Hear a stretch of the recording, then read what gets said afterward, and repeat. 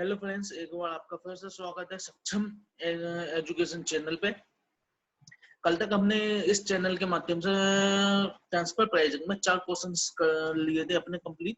अब उससे आगे हम फर्दर करते हैं। आज हम क्वेश्चन नंबर 5 देखेंगे, तो आइए स्टार्ट करते हैं। क्वेश्चन नंबर 5 सीधा सा कहता है कि एक्स वाई एक ग्रुप है जिसकी 2 डिवीजन है। एक है डिवीजन एक्स, दूसरी डिवीजन है वाई। एक्स डिवीजन मैन्युफैक्चर करती है एक प्रोडक्ट जो कि वो बाहर आउटसाइड भी सेल कर सकती है और अपनी डिवीजन वाई को भी सेल कर सकती है। ठीक है, डिवीजन एक्स की जो कॉस्ट है वो कुछ इस प्रकार है। डिवीजन एक्स के बारे में कुछ इंफॉर्मेशन दे रखी है, वो इस प्रकार है। क्या है, जो डिवीजन एक्स का प्रोडक्ट है वो मार्केट में सेल आउट होता है कितने में, 300 रुपए पर यूनिट के हिसाब से। उससे बनाने में जो वेरिएबल कॉस्ट आती है वो 157 रुपए पर यूनिट की आती है। उस डिवीजन की टोटल फिक्स कॉस्ट आती है आपकी 20,62,000 रुपए for a period. Division x को डिवीजन वाई से डिमांड मिलती है कितने यूनिट की, 20,000 कंपोनेंट की। मींस डिवीजन एक्स को अपने प्रोडक्शन में से 20,000 यूनिट्स डिवीजन वाई को ट्रांसफर करनी है। डिवीजन एक्स की जो फुल कैपेसिटी दे रखी है वो 35,000 कंपोनेंट की है। Okay, division Y assemble one type of product which it sell to external customer। Means division Y जो है वो अपना प्रोडक्ट आउटसाइडर को सेल आउट कर रही है, और डिवीजन वाई के प्रोडक्ट को बनाने के लिए each unit of that, means उस प्रोडक्ट की एक यूनिट बनाने के लिए हमें 2 यूनिट चाहिए। किसकी, डिवीजन एक्स की। मींस डिवीजन एक्स से जो कंपोनेंट हमारे पास आएगा उस कंपोनेंट की 2 यूनिट हमारी इक्वल टू कितनी होंगी, 1 यूनिट ऑफ डिवीजन वाई। तो इसका मतलब जो डिमांड है आपकी डिवीजन वाई की 20,000 यूनिट की, इससे डिवीजन वाई का फिनिक्स गुड्स कितना बनेगा, 10,000 यूनिट, क्योंकि 20,000 डिवाइडेड बाई 2, तो फिनिक्स गुड्स आपका रहा 10,000 यूनिट का। अब क्या डिवीजन वाई के बारे में कुछ इंफॉर्मेशन दे रखी है। क्या डिवीजन वाई जो का सेलिंग प्राइस जो है वो 1,200 रुपए पर यूनिट के हिसाब से रहेगा। वेरिएबल कॉस्ट क्या है, जो कि एक तो वो जो आपकी ट्रांसफर हो गया है उसकी वेरिएबल कॉस्ट, उसकी कॉस्ट लेंगे। दूसरी की अदर वेरिएबल कॉस्ट कितनी आती है इसकी, 375 रुपए पर यूनिट के हिसाब से। इसकी टोटल फिक्स कॉस्ट कितनी है, 13,50,000 रुपए। इसकी डिमांड कितनी है, 10,000, जो कि हम ऊपर निकाल चुके हैं कैसे आई। टोटल कैपेसिटी कितनी है, इसकी कैपेसिटी भी 10,000 ही है। ठीक है, अब क्या दे रखा है, ग्रुप ट्रांसफर प्राइसिंग पॉलिसी। अब ये इस ग्रुप में ट्रांसफर प्राइस पॉलिसी है कुछ, वो क्या है वो देखते हैं। Transfer must be at opportunity cost. Means transfer जो भी हम यूनिट करेंगे वो कहीं पे करेंगे, अपॉर्चुनिटी कॉस्ट मेथड पे। मींस इसमें क्या होता है, variable cost plus opportunity cost लेके हम ट्रांसफर प्राइस निकालते हैं। ठीक है, means 2 part transfer pricing system apply हो गया था। Y must buy the component from X. Y को अपने टोटल कंपोनेंट एक्स डिवीजन से ही परचेस करना है, और X division must satisfy demand from Y before making external sale. और एक्स को डिवीजन बाई की डिमांड फुलफिल करनी ही होगी हर हालत में। क्यों, क्योंकि ये इनकी पॉलिसीज है।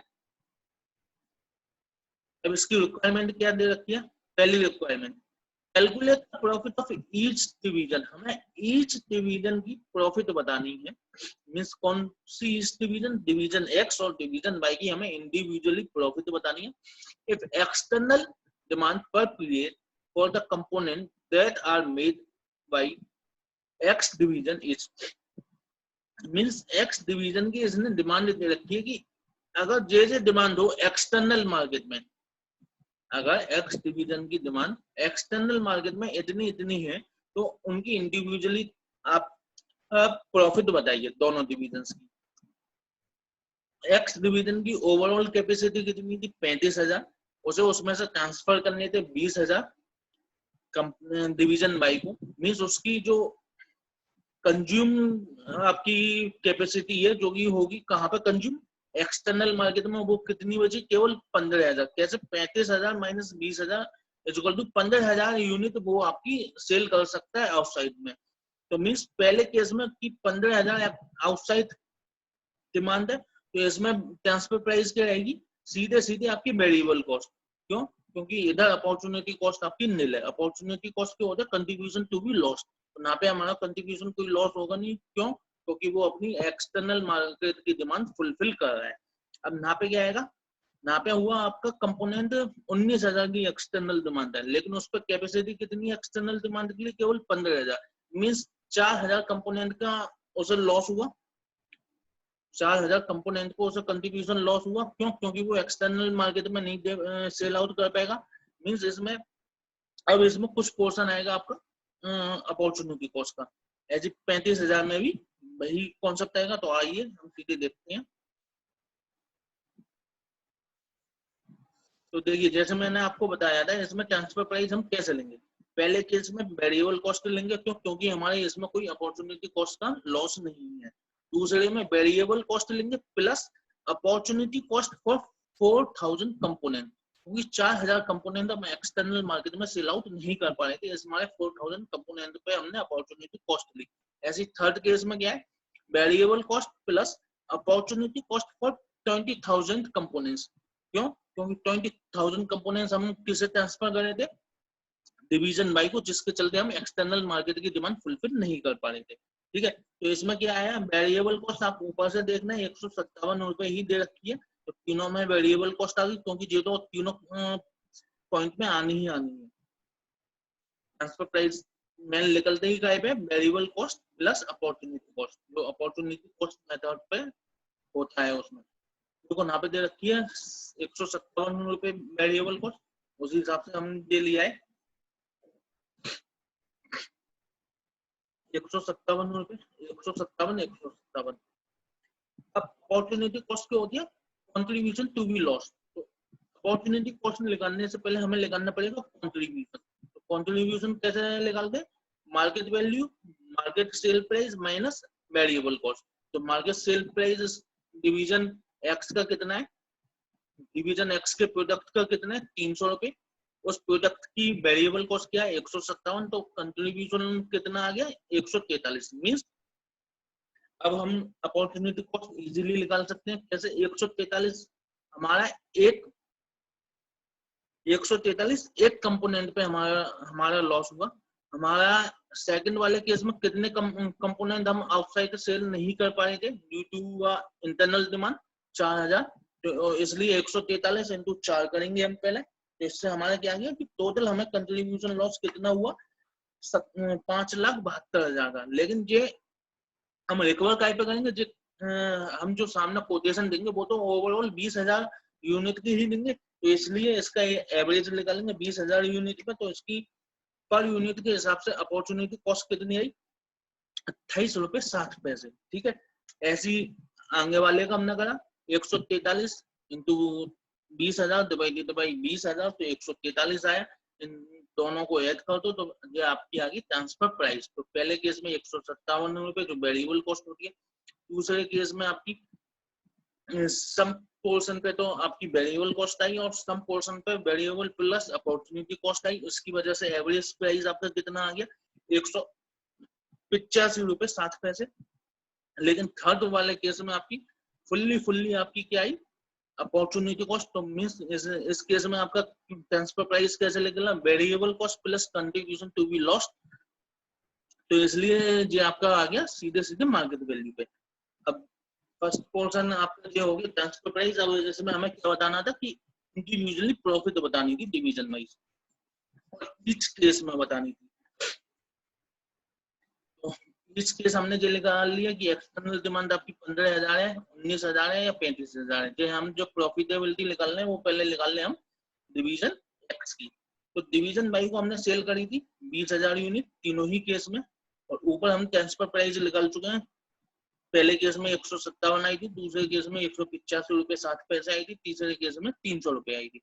तो इनका इंटू करा तो 157 इंटू 20,000, तो आपका जो आ गया 31,40,000 पहले केस में। दूसरे केस में 185.7 इंटू 20,000 37,12,000, ऐसे तीसरे केस में 60 लाख आपका आ गया।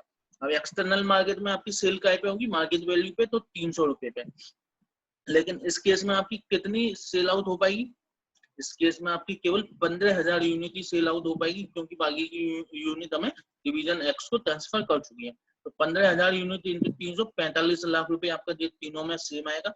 तो टोटल रेवेन्यू आपके इन दोनों को ऐड करने के बाद आ गया 76,40,000 पहले केस में, दूसरे केस में 82,12,000, तीसरे केस में 1,05,00,000।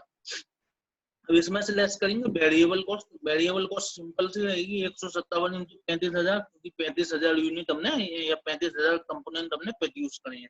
तो 157 इंटू 35,000, जो आपका कितना आ गया 54,95,000। तो जो तीनों केस में सेम रहेगा, क्योंकि तीनों ही केस में हमने 35,000 प्रोड्यूस करे हैं। लेस करेंगे फिक्स कॉस्ट, जो हम ऊपर दे रखी थी, कितनी थी 20,62,000, ये भी तीनों केस में सेम रहेगी। तो प्रॉफिट आपकी ये तीनों केस में अलग अलग निकल के आ गई 83,000, 6,55,000 और 29,43,000। ये आपकी हो गई एक्स की। ऐसी हमें डिवीजन प्रॉफिटेबिलिटी निकालनी है बाई की।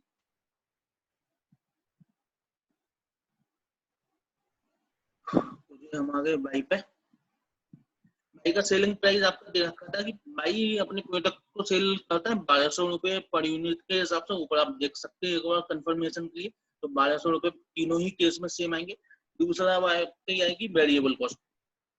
तो वेरिएबल कॉस्ट थी पहली, एक तो आपकी जो आपकी कंपोनेंट आए डिवीजन एक्स से उसका दो गुना। क्यों? क्योंकि एक यूनिट प्रोड्यूस करने में 2 यूनिट लगती हैं डिवीजन एक्स की। इस हमारे पहले केस में हमारे ट्रांसफर प्राइस कितना आए थे 157 इंटू 2, तो 314 आ गया। ऐसी 185 इंटू 2, 371.20, ऐसी 300 इंटू 2, तो 600 रुपए। ये आपकी कंपोनेंट कॉस्ट आ गई वो वाली, जो कि आपका ट्रांसफर हो गया है डिवीजन एक्स से। अब अदर कंपोनेंट की कॉस्ट आपकी ऊपर 375 दे रखी है। तो जो तीनों केस में सेम आ गई। कॉन्ट्रीब्यूशन आपका दिया गया तीनों केस में अलग अलग। अब कैसे है, sale minus component cost of division X and minus other variable cost, उस हिसाब से आपका कॉन्ट्रीब्यूशन आ गया। और तीनों ही केस में नंबर ऑफ यूनिट आपकी 10,000 थी, तो 10,000 आ गई। तो टोटल कॉन्ट्रीब्यूशन आपका हिंदू करने के बाद ये आ गया 51,10,000, 45,38,000 और 22,50,000। इसमें से लेस कर दी फिक्स कॉस्ट, ये भी तीनों केस में सेम रहेगी। ये भी आपकी ऊपर क्वेश्चन में दे रखी है, वहां से ही हमने ड्रॉप डाउन करा है 13,50,000। ऐसे इसमें से माइनस करा तो हमारी आ गई 37,60,000, 31,88,000, 9 लाख रुपए। ये आपका फर्स्ट पोर्शन कंप्लीट हो चुका है। अब हम आते हैं अपने सेकंड पोर्शन पे। सेकंड पोर्शन इसका क्या कहता है, तो सिंपल सा है, calculate financial impact on the group. हमें फाइनेंशियल इंपैक्ट बताने ग्रुप पे, पूरे ग्रुप पे हमें बताने, ना कि इंडिविजुअल डिवीजन पे। पहली चीज क्या, कब बताना है, if division by ignore the transfer pricing policy. Means division by जो है ट्रांसफर प्राइसिंग पॉलिसी को नहीं माने, मींस वो डिवीजन एक्स से ना लेकर वो आउटसाइडर से परचेस करे। क्या भी लगता है, and purchase all the 20,000 component that it need from an external suppliers for 255 रुपए ईच। मीन्स इसमें बताए वो डिवीजन एक्स से परचेस ना करके वो मार्केट से परचेस कर रहा है, और उसे एक कंपोनेंट पर है 255 रुपए का। एक कंपोनेंट उसे पड़ रहा है 255 रुपए का मार्केट में। Your answer must consider the impact of each of the 3 levels of demand. Means अब ये हमें इम्पैक्ट बताना है तीनों ही डिमांड में, कौन कौन सी तीनों डिमांड में जो ऊपर दे रखा था, और जो यहाँ पे इन्हें क्लेरिफाई भी कर रखा है। From external customer for the component manufacture by division x. तो इसमें हम सिंपल सा कर सकते हैं, क्या सिंपल सा वो ये कर सकते हैं, हमें इसकी ट्रांसफर प्राइसिंग करा दी कि इसकी दीजिए। इम्पैक्ट वही तो आएगा जो हमने ओवर में खरीदा है, मार्केट से हमने 255 में खरीदा, लेकिन हमें यहाँ पे क्या मिल रहा था 157 में। तो मीन्स इम्पैक्ट आपको सिंपल सा पता चल गया, 255 माइनस 157 इंटू 20,000। ऐसी 255 माइनस 185.7 इंटू 20,000, ऐसी 255 माइनस 300 इंटू 20,000। अब आप नापे कहोगे कि ये नापे माइनस में आएगा, तो मीन्स इस थर्ड वाले केस में प्रॉफिट होगी ओवरऑल कंपनी को, और इन दोनों केस में लॉस होगा ओवरऑल कंपनी को। क्यों लॉस होगा? क्योंकि फर्स्ट और सेकंड केस में क्या है, कंपनी उस प्रोडक्ट को परचेस कर रही है हायर वैल्यू पे, उस प्रोडक्ट को परचेस कर रही है हायर वैल्यू पे। किससे आया? उस वैल्यू से आया जो कि उस कंपनी की दूसरी डिवीजन दे रही है। मींस वो डिवीजन बाई परचेस कर रही थी 255 पे, लेकिन ये कंपनी ऑफर कर रही है 157 रुपए पे। ऐसी वो मार्केट से परचेस कर रहा था 255 पे, लेकिन ये चाहता तो परचेस कर सकता था 185 रुपए 7 पैसे पे। तो इन दोनों केस में कंपनी को लॉस होगा और इसमें प्रॉफिट होगा। इसमें प्रॉफिट क्यों होगा? क्यों? मार्केट में आपका मिल रहा है 255 रुपए में, कंपनी दे रही है 300 रुपए में, कंपनी दे रही है 300 रुपए में। मीन्स कंपनी अपनी इससे क्या हुआ, एक्सटर्नल मार्केट में सेल नहीं कर पाई, तो उसकी वजह से लॉस हो रहा है। कुल मिला के आप मेरा कहना है कि मतलब समझे, फर्स्ट टू केस में अगर हम एक्सटर्नल मार्केट की डिमांड को काट के अपना इंटरनल ट्रांसफर करते हैं तो प्रॉफिटेबल है। क्यों? क्योंकि हमें मार्केट से कम में सेल आउट कर पा रहे हैं अपनी प्रॉफिट लेने के बाद। और थर्ड केस में हम अगर काट के सेल आउट करते हैं तो ये हमारा लॉस, ये आपका एक अच्छा डिसीजन नहीं है। क्यों? क्योंकि ये हम मार्केट से हाई वैल्यू पे सेल कर रहे हैं, इससे हमें दो लॉस हुआ, एक तो हमारा मार्केट भी कटा और दूसरा हम अपनी ही कंपनी में महंगे पे बेच रहे हैं। तो इसी को दूसरी तरीके से दे रखा है नीचे, इन्हें बनाया जो इम्पैक्ट का एक फाइनेंशियल स्टेटमेंट। इन्हें क्या करा कि एक्स्ट्रा कॉस्ट ली, हमें बाहर से परचेस करने पे एक्स्ट्रा कॉस्ट कितनी आ रही है। तो क्या था, 157 रुपए में हम ले सकते थे। एक्स्ट्रा कॉस्ट क्या आएगी?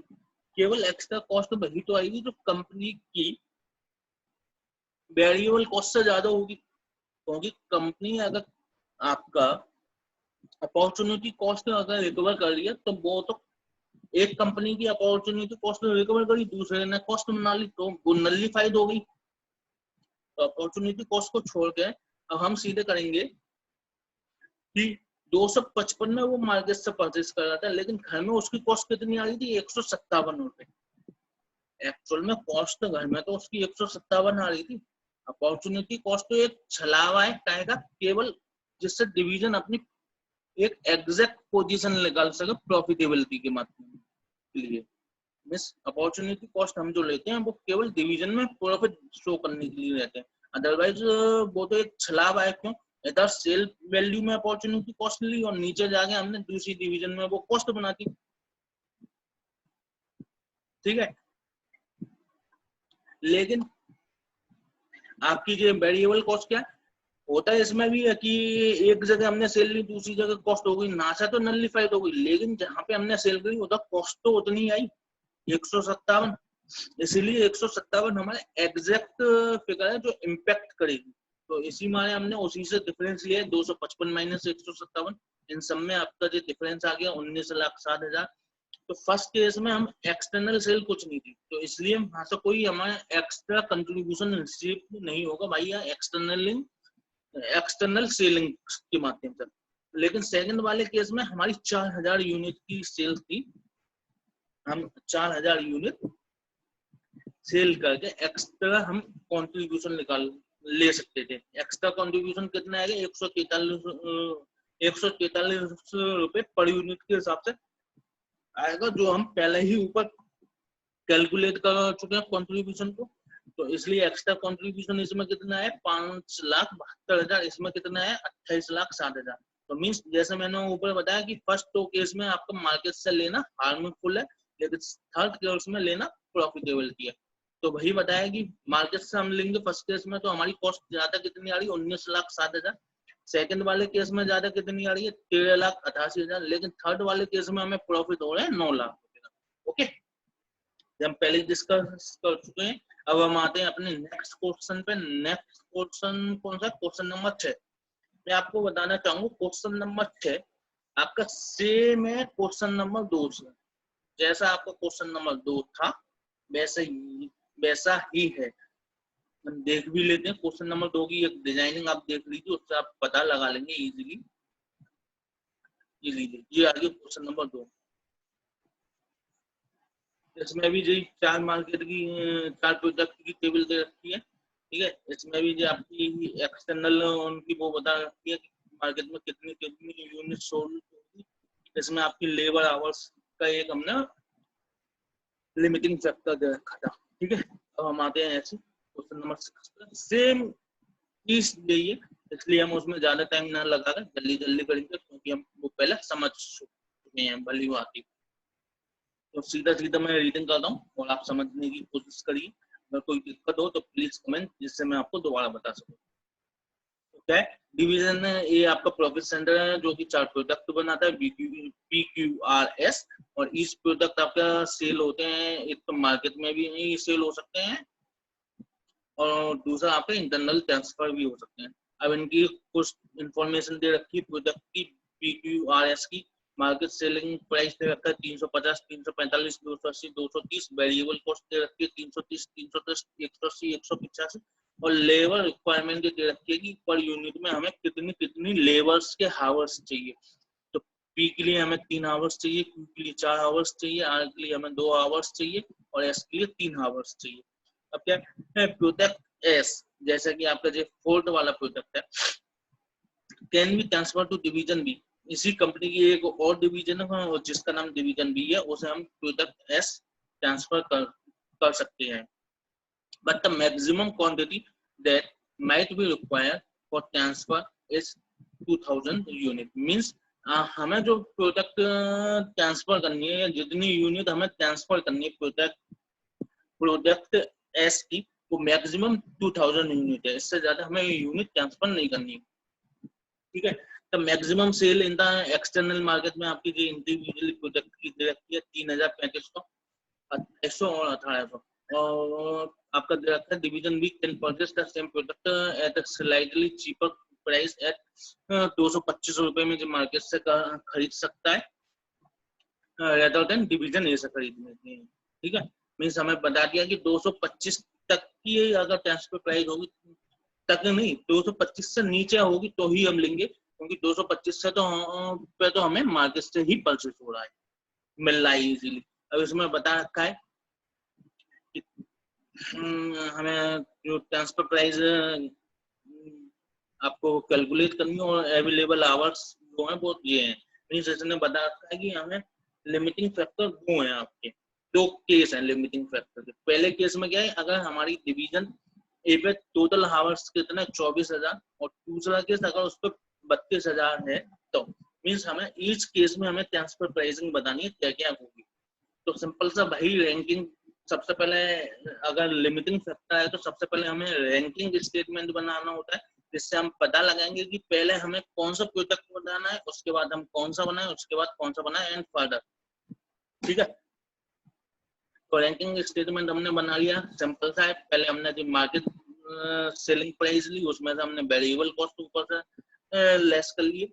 हमने इसका कंट्रीब्यूशन निकाल लिया कि हाँ हमें इन इस प्रोडक्ट पे एक यूनिट पे कंट्रीब्यूशन कितना कितना आ रहा है। जैसे फर्स्ट केस में 20, 35, 100 और 45 आ रहा है प्रोडक्ट वाइज, ठीक है। अब क्या है, एक प्रोडक्ट को इन प्रोडक्ट को बनाने में कितने कितने लेबर आवर्स चाहिए, तो वो दे रखते हैं। और इसमें हमने निकाला लिमिटिंग फैक्टर के जो भी लिमिटिंग फैक्टर हो कंट्रीब्यूशन को उससे डिवाइड करके हम निकालते हैं रैंकिंग। तो कहते हैं रैंकिंग निकालने के लिए कंट्रीब्यूशन में उस लिमिटिंग फैक्टर को डिवाइड कर दिया, सिंपल सी बात। तो ऐसे ही हमने जगह कंट्रीब्यूशन पर लेबर आवर जब हमने डिवाइड कर दिया, 20 divided by 3, 35 divided by 4, 100 divided by 2, 45 divided by 3, ठीक है। अब रैंकिंग हम किस हिसाब से देते हैं, हम रैंकिंग देते हैं जो हमने कंट्रीब्यूशन डिवाइड करा लिमिटिंग फैक्टर से, उसके बाद जो हमारा हाईएस्ट कंट्रीब्यूशन आएगा उसे हम देते हैं रैंकिंग फर्स्ट। जैसे इस केस में 50 रुपए हाईएस्ट आ रहा है, तो ये आ गई आपकी रैंकिंग फर्स्ट।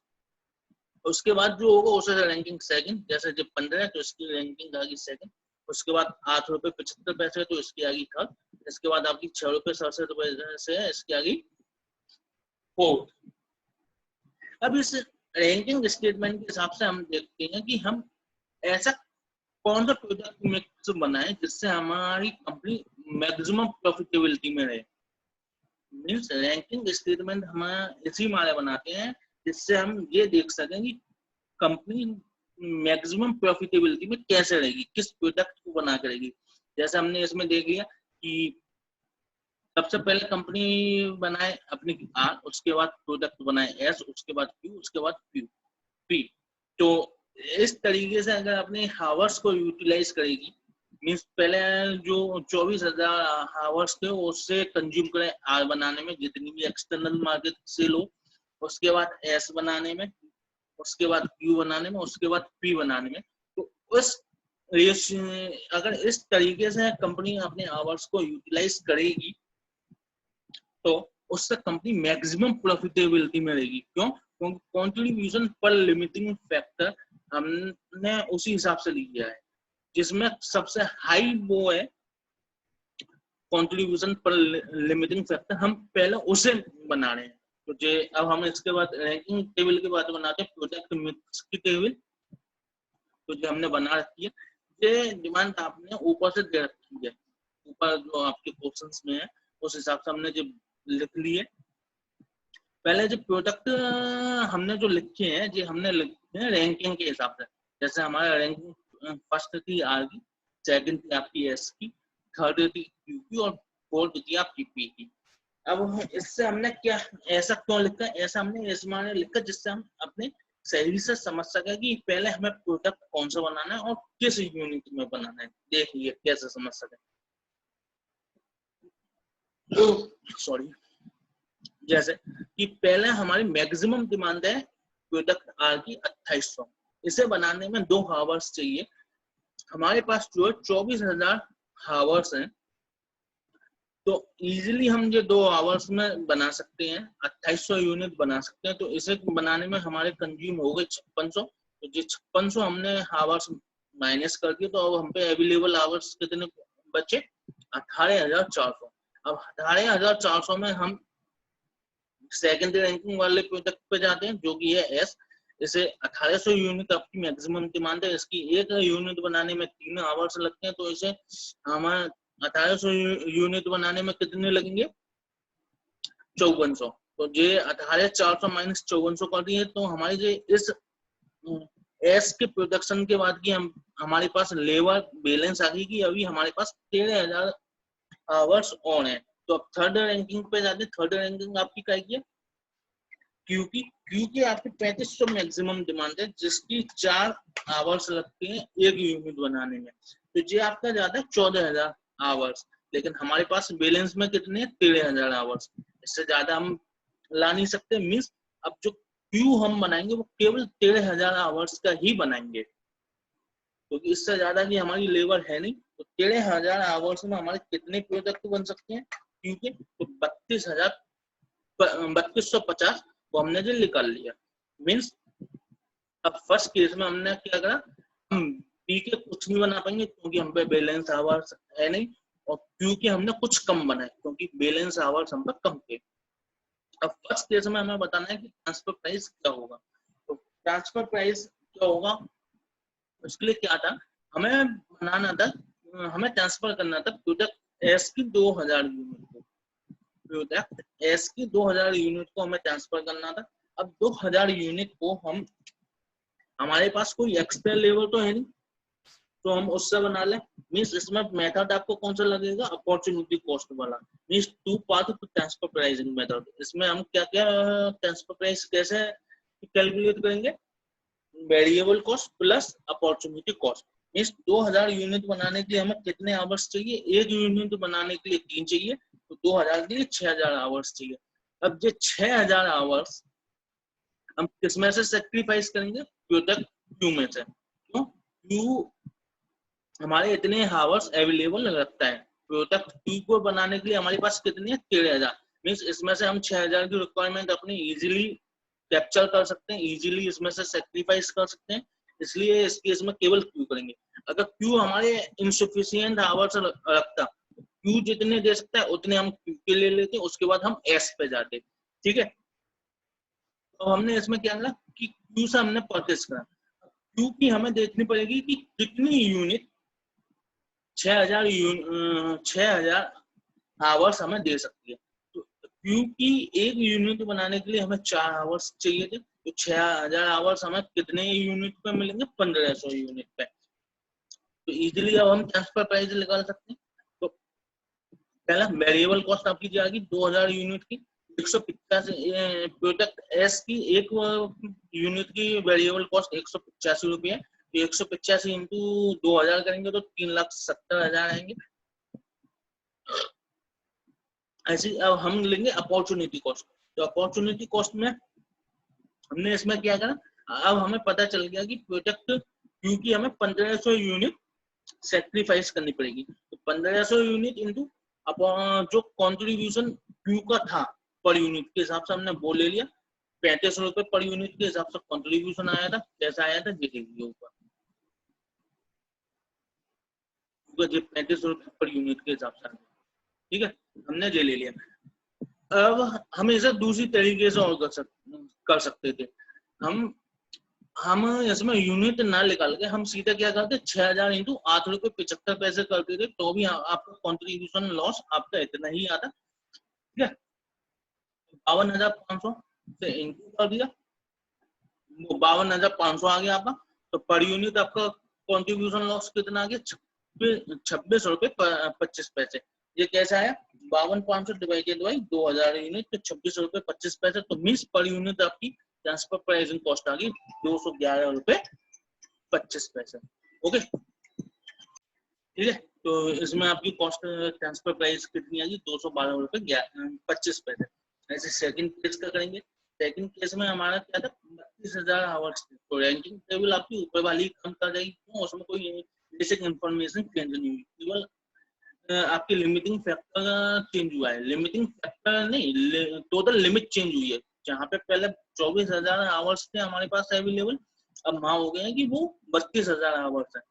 तो उस हिसाब से हमने जो अपनी कैलकुलेशन कर ली, सेम जो ऊपर से आ गया कि 32,000 माइनस 5600, तो बच गया है 26,400। उसके बाद हमने जो एस का प्रोडक्ट लेस कर लिया, आवर्स कितने एस के प्रोडक्ट को बनाने में कितने आवर्स चाहिए थे, ऐसी अब जो है 21,000। लेकिन हमें यहाँ पे क्यू को बनाने के लिए कितने चाहिए थे, 14,000। तो मीन्स क्यू पूरा बन सकता है, जो फर्स्ट केस में पूरा नहीं बन पा रहा था क्यू, तो लिमिटिंग फैक्टर अब सेकंड केस में वो पूरा बनना है। क्यों, लिमिटिंग फैक्टर आपका नेट इंक्रीज हुआ, आवर्स आपके इंक्रीज हुए, 24 से 32 हुए, इस माने से आपका क्यू फुल्ली बन पा रहा है।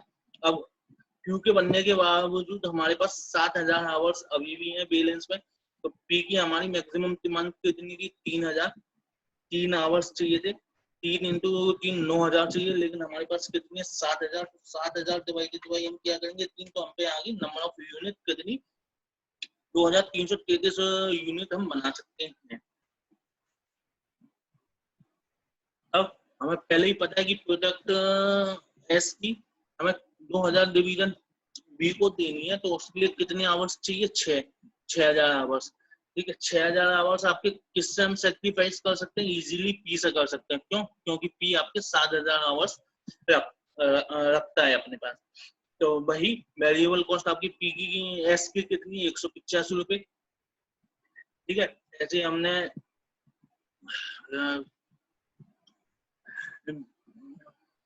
अब 185 आ गई। अब पी की अपॉर्चुनिटी कॉस्ट देखेंगे, अपॉर्चुनिटी कॉस्ट कितनी आई, पी के प्रोडक्ट में हम 6,000 यूनिट कितने में ले सकते, 6,000 आवर्स कितनी यूनिट को सेक्रीफाइस करके ले सकते हैं, तो वो आ गई 2,000 यूनिट को। क्यों, क्योंकि एक पी की यूनिट बनने के लिए 3 आवर्स चाहिए थे, और हमें 6,000 आवर्स का रिक्वायरमेंट थी। तो मीन्स हमें 2,000 यूनिट से पी का प्रोडक्शन कम करना पड़ेगा, उसी के बाद हम अपने प्रोडक्ट एस बना सकते हैं। इसलिए 2,000 unit into per unit contribution loss कितना हुआ, 20। तो हम ऊपर टेबल से देख सकते हैं इजीली, ऊपर टेबल से इजीली देख सकते हैं। इसलिए आपका जो 40,000 आ गया, और क्योंकि 40,000 डिवाइडेड बाई 2,000 करेंगे तो 20 ही आएगा, इसलिए टोटल ट्रांसफर प्राइस आ गया 205 रुपए। ठीक है, आपका जो छठा क्वेश्चन समाप्त हो गया। अब हम आते हैं अपने नेक्स्ट क्वेश्चन पे। एक क्वेश्चन मेरे हिसाब से बहुत ही इंपॉर्टेंट क्वेश्चन है इन ट्रांसफर प्राइसिंग चैप्टर। क्यों? अभी आप इजीली समझ जाएंगे क्यों मैं ऐसा कह रहा हूँ, क्योंकि ये बहुत ही इंटरेस्टिंग क्वेश्चन है, बहुत ही घुमावदार क्वेश्चन है। इजीली सही से किसी को समझ में नहीं आएगा अगर आप एक बार रीडिंग करेंगे, इसलिए आप इस क्वेश्चन को 2 से 3 बार ट्राई करिए अपने आप। आइए विदाउट वेस्टिंग आवर टाइम हम क्वेश्चन चालू करते हैं। क्वेश्चन नंबर 7 की तरफ हम बढ़ते हैं अपने। तो क्या है, इसमें एक ब्राइट फर्नीचर कंपनी है जो आपकी 2 डिवीजन में रखती है। पहला FXR डिवीजन और दूसरी FQR। ठीक है, ये 2 डिवीजन है। हम इन दोनों डिवीजन को शॉर्ट फॉर्म में बोलेंगे। फर्स्ट डिवीजन X, क्योंकि J एक अलग पोर्शन है इसमें, और सेकंड डिवीजन में Q आपका अलग है। तो हम क्या करेंगे, ब्राइट फर्नीचर की 2 डिवीजन है, एक है X, दूसरी है Q।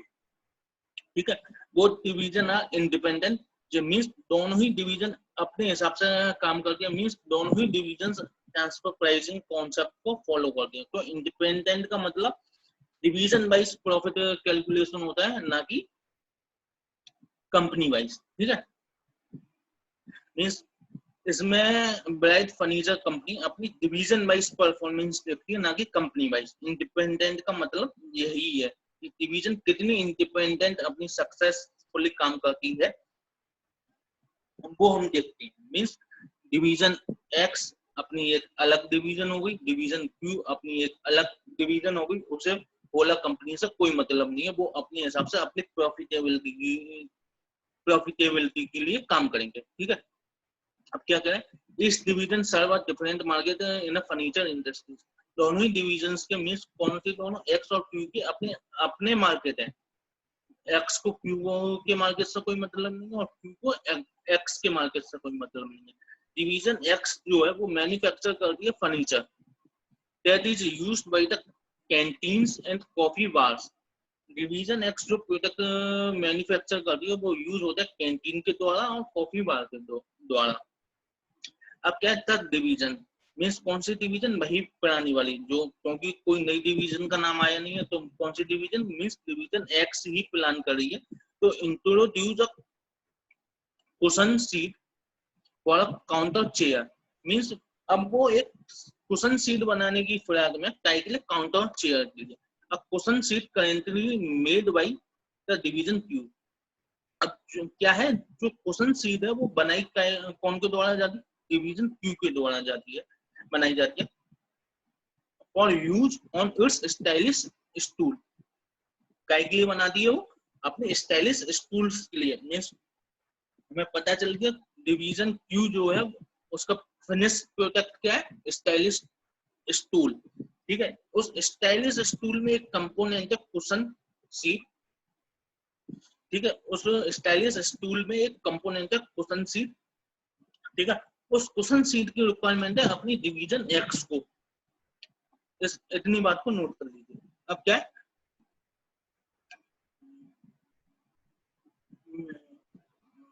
a cushion seat currently made by the division Q for use on its stylish stool could be modified for use on the new counter chair। Means उस cushion आपके seats को counter chair के लिए वो easily modified कर सकते हैं, और division Q can make the necessary modification to the cushion seats easily वो कर सकते हैं।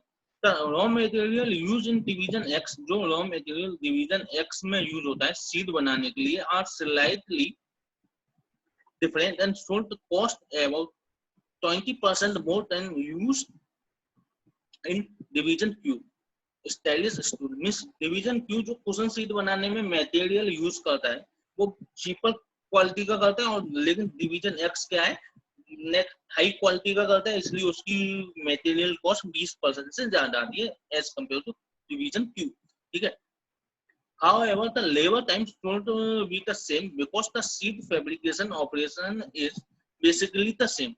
लेकिन लेबर टाइम पे बनाने में कोई इफेक्ट नहीं आएगा। मींस भले ही डिवीजन क्यू के लेबर अपने डिवीजन क्यू की क्वेश्चन सीट बनाए तो भी उन्हें उतना ही टाइम लगना है, या वो जो डिवीजन एक्स से उन्हें ऑर्डर मिलेगा वो वाले क्वेश्चन बनाए तो भी उन्हें वही टाइम लगना है। ओके, अब नेक्स्ट क्या है, division Q is operating at full capacity. Means division Q अभी जो वर्क कर रही है ना वो अपनी फुल कैपेसिटी पर कर रही है, इससे एकदम अपनी मींस 100% कैपेसिटी यूटिलाइजेशन पर कर रही है, अपना कंजम्पशन पर कर रही है। ठीक है, अब by making the question sheet for division X, division Q have to cut its productions of stylish Q stool. Means अगर डिवीजन क्यू डिवीजन एक्स की रिक्वायरमेंट फुलफिल करेगी, कौन सी रिक्वायरमेंट, क्वेश्चन शीट बनाने की, तो उसे अपने स्टाइलिश स्टूल का प्रोडक्शन को सेक्रीफाइस करना पड़ेगा, अपने स्टाइलिश स्टूल के प्रोडक्शन को कम करना पड़ेगा, क्योंकि वो अपनी फुल कैपेसिटी पे वर्क कर रही है, तो मींस लेबर आवर्स उसे जनरेट करने के लिए अपनी एक्जिस्टिंग प्रोडक्शन को कम करना पड़ेगा। ठीक है, however division Q can increase its productions of normal stool। अब वो एक दो काम करेगी, एक क्या है, एक तो उसे अपना स्टाइलिश स्टूल के प्रोडक्शन को कम करना पड़ेगा, लेकिन उस से जो लेबर आपकी अनएम्प्लॉयड होगी उसे वो इजीली एम्प्लॉयड कर सकती है क्या में, नॉर्मल स्टूल बनाने में। मींस अपनी कुल मिलाकर स्टाइलिश स्टूल की प्रोडक्शन को काट कर वो नॉर्मल स्टूल के प्रोडक्शन में आएगी। ठीक है, the labour time freed by not having to fabricate the frame and assemble the stylish stool can be shifted to the frame fabrication and assembly the normal stool। Means ये बता रहा है जो हमारे वही चीज जो मैं पहले बता चुका हूँ, स्टाइलिश स्टूल की प्रोडक्शन को कम करने से जो अनएम्प्लॉयड लेबर होगी उसे वो एम्प्लॉयड कर सकता है काय में, एक नॉर्मल स्टूल बनाने में। ठीक है, division Q can switch its labor force between those two models। कौन से two models, एक स्टाइलिश स्टूल और दूसरा नॉर्मल स्टूल का जो मॉडल है, these two model of stools without any loss of efficiency। Means इस शिफ्टिंग की वजह से लेबर की वर्क एफिशिएंसी पर कोई फर्क नहीं आएगा। मींस पहले अगर कोई लेबर एक घंटे में एक क्वेश्चन बनाती है तो वो अब भी एक घंटे में एक क्वेश्चन ही बनाएगी। ओके, अब क्या कह रहा है आगे, labour hours can not be increase, इससे लेबर आवर्स भी इंक्रीज होंगे इस शिफ्टिंग से। ठीक है, division Q has excess demand for both product. Means इसमें बता रहे हैं भले डिवीजन क्यू आपके स्टाइलिश स्टूल बनाए या नॉर्मल स्टूल बनाए, उसकी डिमांड पूरी है मार्केट में। मींस जितना वो प्रोडक्ट बनाएगा उससे ज्यादा ही उसकी डिमांड है मार्केट में। ठीक है, following are divisions Q standard codes for two stools and schedule of division Q use manufacturing overhead। Means अब जो डिवीजन Q के बारे में कुछ इंफॉर्मेशन दे रखी है। मींस यहाँ तक हमने क्या देखा, डिवीजन X को एक आपका क्वेश्चन शीट्स बनवानी है जो कि वो बनवाएगा किससे, डिवीजन Q से। डिवीजन क्यू को उस क्वेश्चन शीट बनाने के लिए कुछ चेंजेस लाने पड़ेंगे, जिसमें पहला चेंजेस है उसे अपनी स्टाइलिश स्टूल की प्रोडक्शन को कम करना पड़ेगा। दूसरा, उस प्रोडक्शन को कम होने से जो अनएम्प्लॉयड लेबर हुई है उसे एम्प्लॉयड करना पड़ेगा इन अ नॉर्मल स्टूल मैन्युफैक्चरिंग में। और जो भी वो जो नॉर्मल स्टूल मैन्युफैक्चरिंग करता है तो भी इसकी डिमांड फुल है, मींस उसकी डिमांड एक्सेस है, जितनी वो कैपेसिटी जितनी यूनिट वो बनाता है नॉर्मल स्टूल की उससे ज्यादा ही उसकी डिमांड है। मींस यहाँ पे हम जो ट्रांसफर प्राइस लेंगे या ट्रांसफर प्राइस जो हम कैलकुलेट करेंगे वो कैसे करेंगे, यहाँ पे अपॉर्चुनिटी कॉस्ट का पोर्शन आएगा। क्यों आएगा, क्योंकि इसमें साफ कह रखा है जो वो शिफ्टिंग करी नॉर्मल स्टूल में तो उसकी डिमांड भी उतनी ही है जितनी स्टाइलिश स्टूल की थी। मींस उसकी डिमांड भी मार्केट में बहुत है, भरपूर डिमांड है। मींस आपका कुशन बनाने के लिए उसे नॉर्मल स्टूल की कैपेसिटी को कम करना पड़ेगा कहीं ना कहीं, जब ये वो बना पाएगा। तो जब कैपेसिटी किसी की कम करेगा तो उसका कंट्रीब्यूशन टू बी लॉस्ट होगा, तो उसे एज ए अपॉर्चुनिटी कॉस्ट हम ट्रांसफर प्राइसिंग में ऐड करेंगे। ठीक है, तो सिंपल से इस केस में डिवीजन एक्स के लिए ट्रांसफर प्राइसिंग क्या निकलेगी, variable cost plus contribution to be lost या अपॉर्चुनिटी कॉस्ट। अब कुछ ज्यादा दे रखा था आपका डिवीजन क्यू के लिए, तो क्या है स्टैंडर्ड ज्यादा है आपका, क्या दे रखा है इसमें, क्या है जी, एक है आपका स्टाइलिश स्टूल के बारे में बता रखा है और इधर आपका बता रखा है नॉर्मल स्टूल के बारे में। तो स्टाइलिश स्टूल जो है वो 225 रुपए पर यूनिट के हिसाब से सेल आउट होता है, और यही नॉर्मल स्टूल आपका 160 रुपए पर यूनिट के हिसाब से यूज होता है, सेल आउट होता है। स्टाइलिश स्टूल में जो रॉ मटेरियल लगता है वो फ्रेमिंग होता है और एक कुशन सीट होती है। तो फ्रेमिंग के लिए उसे जो कॉस्ट आती है वो आती है आपकी 32 रुपए 60 पैसे, और कुशन सीट की कॉस्ट आती है 9.6 प्लस 16, 25 रुपए 60 पैसे। तो टोटल उसकी कॉस्ट जो आती है रॉ मटेरियल की वो आती है 58 रुपए 20 पैसे। और नॉर्मल स्टूल में भी आपकी फ्रेमिंग चाहिए 39 रुपए 4 पैसे की, और दूसरा उसे चाहिए मोल्टेड सीट चाहिए नॉर्मल स्टूल के लिए, तो उसकी कॉस्ट कितनी है 24। तो टोटल रॉ मटेरियल की कॉस्ट आपकी नॉर्मल में कितनी हुई 63 रुपए 4 पैसे, और स्टाइलिश स्टूल में कितनी हुई 58 रुपए 20 पैसे। अब क्या दे रखा है लेबर दे रखी है, डायरेक्ट लेबर की कॉस्ट। अब फ्रेम फैब्रिकेशन के लिए आपको इसमें दोनों केसेस में हाफ एंड आवर्स लगता है, दोनों में आधा आधा घंटा लगता है, 1.5 आवर्स। ठीक है, एक आवर्स की जो डायरेक्ट लेबर रेट है वो 30 रुपये है, तो इसलिए इसमें फ्रेम फैब्रिकेशन में 15 रुपये स्टाइलिश में लगेंगे और 15 रुपये ही नॉर्मल में लगेंगे। अब कुशन फैब्रिकेशन केवल आपका स्टाइलिश में होता है, इसमें भी हाफ आवर लगता है, तो इसमें लगेंगे 15 रुपये, इसमें नहीं लगेगा। अब असेंबली में स्टाइलिश में हाफ आवर लगता है, तो इसमें 15 रुपये, और आपका नॉर्मल में आपका 0.3 आवर्स लगता है, तो इसमें आपका कितना आएगा 9 रुपये।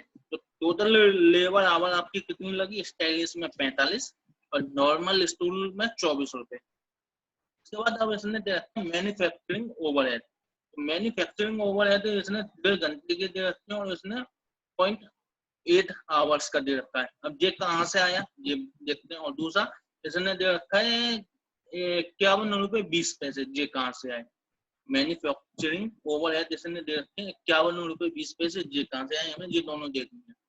तो इसमें स्टाइलिश में कितना लगता है 76 रुपए 80 पैसे, इसमें कितना लगता है 40 रुपए 96 पैसे। तो दोनों की इसने प्रॉफिट निकालती है स्टैंडर्ड कॉस्ट मेथड के हिसाब से कि ये 45 है और इसमें 32 रुपए हमारी प्रॉफिट आएगी।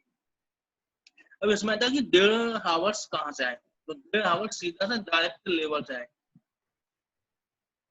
मैन्युफैक्चरिंग कॉस्ट इसने एब्जॉर्प्शन मेथड लिया है लेबर आवर पे, क्योंकि स्टैंडर्ड कॉस्ट मेथड है, तो एब्जॉर्ब करिए इसने लेबर आवर्स के हिसाब से। तो आधा आवर्स तो हमें इधर चाहिए था फ्रेम फैब्रिकेशन में, आधा आवर्स हमें चाहिए था कुशन में, और आधा आवर्स चाहिए था असेंबली में। तीनों को ऐड करेंगे 1.5 आवर्स हो गया, तो ये आ गया। सेकंड केस में आधा आवर्स हमें चाहिए था फ्रेम फैब्रिकेशन में, कुशन में हमें कुछ चाहिए नहीं, असेंबली में चाहिए 0.3 आवर्स, तो दोनों को ऐड करके 0.8 आवर्स आ गया। अब क्योंकि जो स्टैंडर्ड कॉस्ट में एब्जॉर्प्शन कॉस्ट के हिसाब से लिया है, तो ये आपका नीचे दे ये इसकी टेबल नेक्स्ट पेज पे उससे आया है। हम देखते हैं आगे आइए, ये दे रखी है मैन्युफैक्चरिंग ओवरहेड बजट। 51 रुपए 20 पैसे जो थी वो जे आ गई आपकी सीधे सीधे इससे 51 रुपए 20 पैसे। अब जो निकाली कैसे वो हमें देखनी है। इनडायरेक्ट मटेरियल वेरिएबल है, मीन्स ये वेरी करेगा। 16,80,000 का इनडायरेक्ट लेबर ये भी वेरिएबल है, ये 15 लाख की लगी। सुपरविजन नॉन वेरिएबल मींस जो फिक्स कॉस्ट है, ये कितने की 10 लाख की। Power use variable with activities, rate are fix means ये भी वेरिएबल है क्योंकि use varies with activities, activities के हिसाब से इसका यूजेस वेरी करेगा मींस वेरिएबल इन नेचर हुई। ये कितने की 7,20,000 की। Heat and light non variable means fixed होगी, ये 5,07,000 की। मिसलेनियस नॉन वेरिएबल है, ये भी फिक्स्ड हो गई 8 लाख रुपए की। डेप्रिसिएशन इसने क्या रखा है, फिक्स्ड है 68 लाख रुपए का। Employ benefit 20% of supervision direct and indirect labour, इसने कंबाइंड करके दे रखा है 23 लाख रुपए। लेकिन इसमें हमने ऊपर अभी तक देखा कि सुपरविजन तो आपकी फिक्स कॉस्ट है, डायरेक्ट लेबर और इनडायरेक्ट लेबर ये दोनों आपकी वेरिएबल कॉस्ट है। मींस एम्प्लॉय बेनिफिट का हम पोर्शन करने पड़ेंगे फिक्स कॉस्ट में और वेरिएबल कॉस्ट में। इन सबको ऐड करके मींस इतना सबको ऐड करके आपका ना से ना तक ऐड करके, कहां से कहां तक, ना से ना तक ऐड करके ये आपकी टोटल कितना की 1,53,60,000। इसने बता रखी है कि जो आपकी डिवीजन क्यू की टोटल लेबर हावर कैपेसिटी है वो है 3 लाख। तो मींस 1,53,60,000 को 3 लाख से डिवाइड करेंगे तो 51 रुपए 20 पैसे ही आएगा। ऐसे आपका ऑब्जर्वेशन ओवरहेड कॉस्ट आया। ठीक है, इतने क्वेश्चन के बाद अब सिंपल से एक लाइन दे रखा है क्या, assume that you are the corporate controller. ठीक है, आप एक कॉर्पोरेट कंट्रोलर हो और हमें क्या बताना है, एक ट्रांसफर प्राइस बतानी है कितने के लॉट में, 200 यूनिट के लॉट में केवल। ट्रांसफर प्राइस हमें किसकी बतानी थी, क्वेश्चन सीट की बतानी थी। मींस हमें डिवीजन क्यू को डिवीजन एक्स को डिवीजन एक्स के लिए ट्रांसफर प्राइस बतानी है 200 यूनिट के लॉट पे। इतने क्वेश्चन में ये दे रखा है। तो इस 200 यूनिट के लॉट के लिए सबसे पहले हमें 2 पोर्शन निकालने पड़ेंगे, जैसे हम ऊपर देख चुके हैं, जैसे मैं बता भी चुका हूँ आपको। पहला पोर्शन क्या ट्रांसफर प्राइसिंग के लिए वेरिएबल कॉस्ट, दूसरा पोर्शन अपॉर्चुनिटी कॉस्ट। ठीक है, तो वेरिएबल कॉस्ट में हम निकालेंगे, सिंपल है। पहले हम देखेंगे कि डिवीजन क्यू क्वेश्चन सीट बनाने के लिए क्या क्या एक्सपेंस करती है वेरिएबल में। तो सीधे स्टैंडर्ड क्वेश्चन पे आ जाते हैं।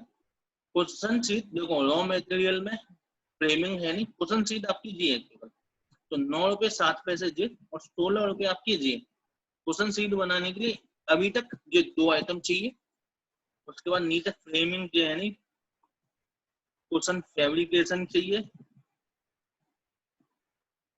ये क्या था, डायरेक्ट लेबर।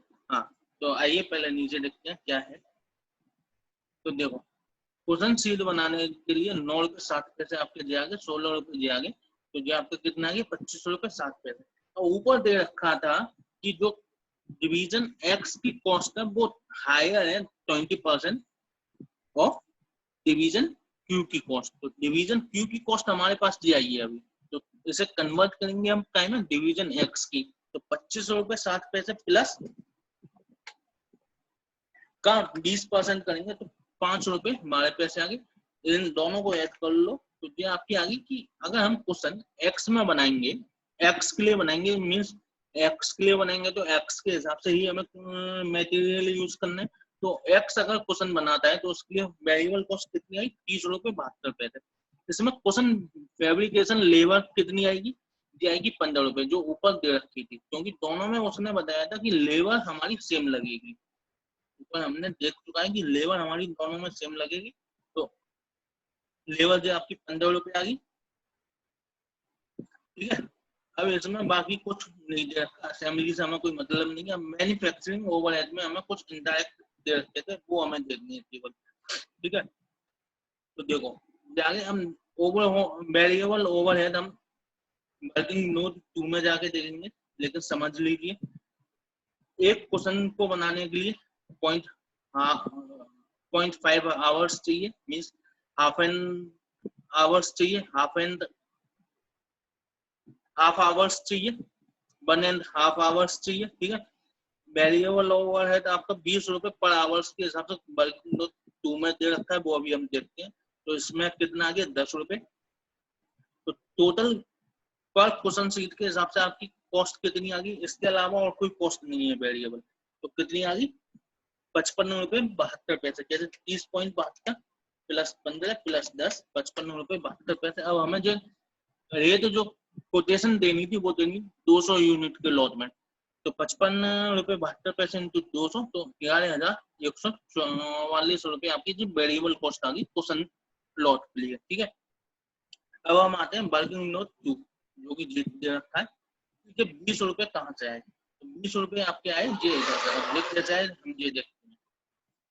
ठीक है, इनडायरेक्ट मटेरियल आपको पता है ऊपर वेरिएबल दे रखा था 16,80,000 और देखते हैं हम। देखिए ये जो वेरिएबल है 16,80,000 तो वेरिएबल के पोर्शन में जाएगा। 15 लाख आपका वेरिएबल के पोर्शन में जाएगा। जो सुपरविजन नॉन वेरिएबल है मींस जो फिक्स के पोर्शन में जाएगा 10 लाख रुपए। पावर आपका वेरिएबल है जो वेरिएबल के पोर्शन में जाएगा मींस 16,80,000 15 लाख और 7,20,000 वेरिएबल में जाएगा।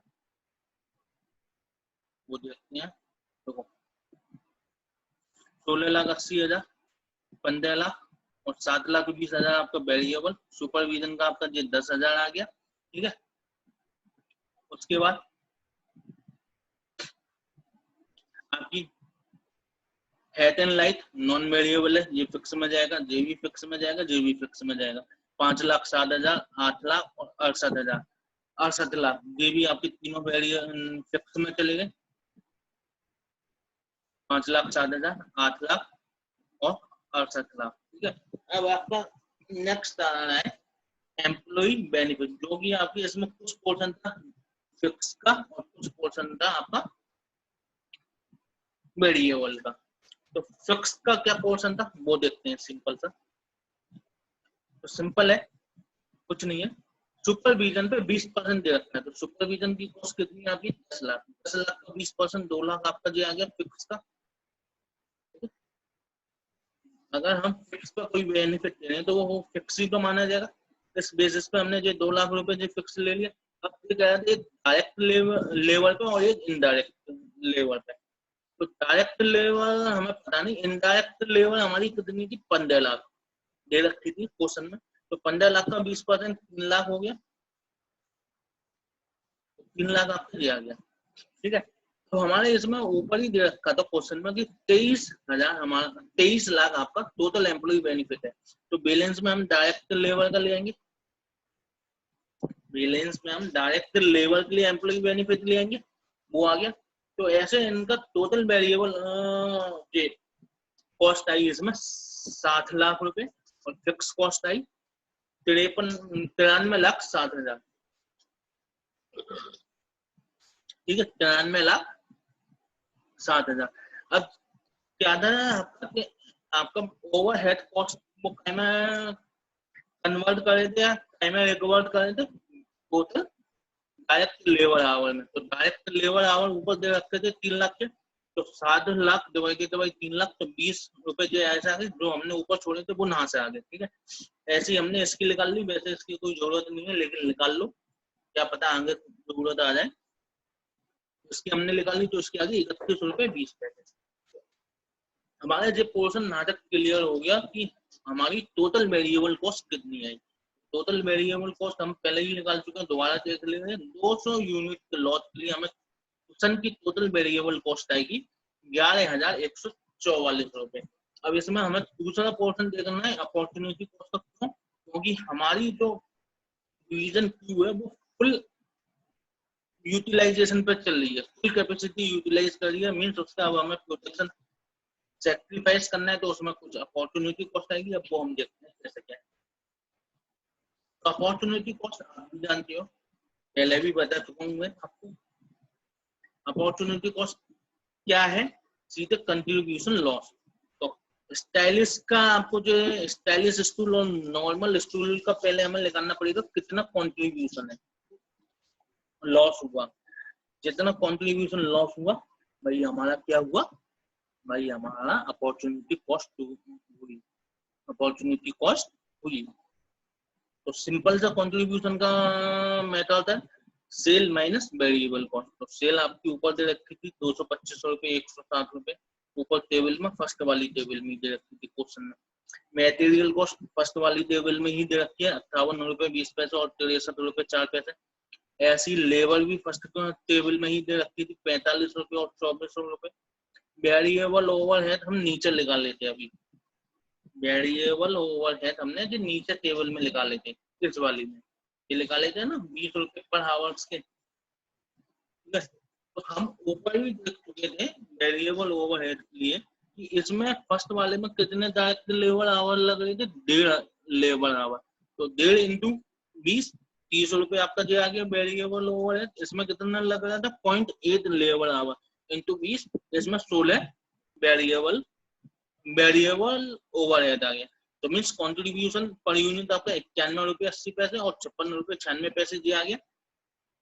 अब हमें जो लिखाना कितना था 200 यूनिट के हिसाब से, जो हमें लिखाना कितना था 200 यूनिट के हिसाब से हमने निकाला है, तो कोटेशन दिया। तो मीन्स स्टाइलिश स्टूल की हमें 200 यूनिट कम करनी पड़ेगी। स्टाइलिश स्टूल की हम जो शिफ्टिंग करेंगे वो 200 यूनिट के हिसाब से करेंगे। ऐसा क्यों? क्योंकि हमने जो आपका कुशन सीट बनाई है वो 200 यूनिट के हिसाब से बनाई है। ऊपर जो रिक्वायरमेंट है वो हमसे 200 यूनिट की ही पूछी गई है कि 200 यूनिट कुशन सीट बनाने के लिए हमें क्या ट्रांसफर प्राइस लगाना पड़ेगा। मीन्स 200 यूनिट बनाने के लिए हमें 200 यूनिट का स्टाइलिश स्टूल का प्रोडक्शन कम करना पड़ेगा। तो अगर हम उसका स्टाइलिश स्टूल का 200 यूनिट का प्रोडक्शन कम करते हैं तो 200 यूनिट पे प्रोडक्शन कम करने पे हमें लॉस कितना हो रहा है, कंट्रीब्यूशन लॉस कितना हो रहा है 18,360 रुपए। लेकिन इतना तो लॉस हो गया। अब स्टाइलिश स्टूल का हमने जो प्रोडक्शन कम करा तो ये तो है ना कि वो हमने फुल्ली यूटिलाइज कर लिया क्वेश्चन सीट बनाने के लिए। नहीं, उससे हमने दो जगह यूटिलाइज करा। पहला क्वेश्चन सीट बनाने के लिए ऊपर ही दे रखा है, दोबारा क्वेश्चन पढ़ना समझ में आएगा आपके। और दूसरा नॉर्मल स्टूल को बनाने के लिए, पहला क्वेश्चन सीट बनाने के लिए, दूसरा नॉर्मल स्टूल को बनाने के लिए। इसी मारे हमने इसमें जो नॉर्मल स्टूल का भी कंट्रीब्यूशन लॉस निकाला है। कंट्रीब्यूशन लॉस नहीं, कंट्रीब्यूशन निकाला है। क्यों? क्योंकि स्टाइलिश स्टूल में तो हमारा जो कंट्रीब्यूशन लॉस हुआ, लेकिन नॉर्मल स्टूल से क्या हुआ, इतना हमें कंट्रीब्यूशन मिलेगा। तो इन दोनों में जो डिफरेंस आएगा, इन दोनों में 18,360 माइनस 14,240 में जो डिफरेंस आएगा वही एक्चुअल में हमारा कंट्रीब्यूशन लॉस होगा। और उसी कंट्रीब्यूशन लॉस को हम अपने वेरिएबल कॉस्ट में इंक्लूड करेंगे, जिसके बाद हमारी ट्रांसफर प्राइस निकल के आएगी। समझे आप? तो हमें पता कैसे चलेगी नॉर्मल स्टूल की कितनी यूनिट हमने बनाई। तो हमें स्टाइलिश स्टूल की तो दे रखी है कि 200 यूनिट हमने कम करी, क्योंकि 200 यूनिट का ही हमसे पूछा हुआ था। लेकिन अब हमें पता कैसे चलेगी नॉर्मल स्टूल को कितना यूनिट बना। तो उसके लिए आइए नीचे हम आते हैं अपनी कैलकुलेशन पे। पहले देखते हैं कि 200 यूनिट स्टाइलिश स्टूल की कम करने से हमें कितने आवर्स आए, कितने आवर्स मिले। तो 1.5 आवर लगता है एक यूनिट को बनाने में। तो 200 यूनिट बनाने में हमें 300 कितने आवर्स लगेंगे, 300। मीन्स 300 आवर्स हमारे अनएम्प्लॉयड हो गए।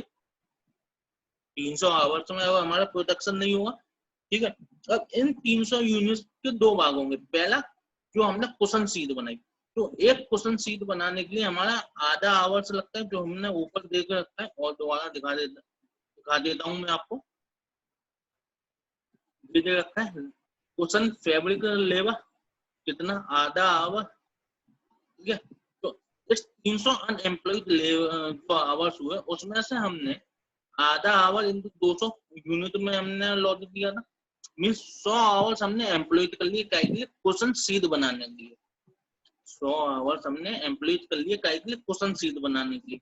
मीन्स 200 आवर्स जो आपके बचे वो हम काहे के लिए एम्प्लॉयड करेंगे, वो करेंगे नॉर्मल स्टूल बनाने के लिए। ठीक है, नॉर्मल स्टूल बनाने के लिए। और एक नॉर्मल स्टूल बनाने के लिए हमें 0.8 आवर्स की रिक्वायरमेंट होती है, ऊपर ही दे रखी है।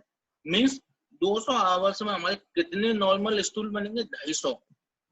200 आवर्स में कितने नॉर्मल स्टूल बनेंगे, 250। इसलिए हम पे अब क्या आ गया, प्रोडक्शन कितना होगा नॉर्मल स्कूल का वो आ गया। तो 56.96 पर यूनिट आपका नॉर्मल स्कूल का कॉन्ट्रीब्यूशन है। 250 यूनिट बनेंगी तो टोटल कॉन्ट्रीब्यूशन कितना आपका आया, 14,240 रुपए आया। मीन्स सीधा स्टाइलिश स्टूल का प्रोडक्शन ना करके हमें लॉस कितना हुआ, 18,360 रुपए का। लेकिन नॉर्मल स्टूल का प्रोडक्शन करके फायदा हमें कितना हुआ, 14,240 का। मीन्स नेट कॉन्ट्रीब्यूशन लॉस कितना हुआ, कॉन्ट्रीब्यूशन टू बी लॉस कितना हुआ, 18,360 माइनस 14,240 मीन्स 4,120 रुपए का net contribution to be loss हुआ। मीन्स टोटल आपकी वेरिएबल ट्रांसफर प्राइसिंग आई वो कितनी आई, variable cost plus contribution to be loss means opportunity cost. Means variable cost हम ऊपर देख चुके हैं 11,144 plus contribution to be loss या अपॉर्चुनिटी कॉस्ट कितनी आई, 4120 रुपए। मीन्स टोटल ट्रांसफर प्राइसिंग आपकी आएगी 15,264 रुपए, 15,264 रुपए।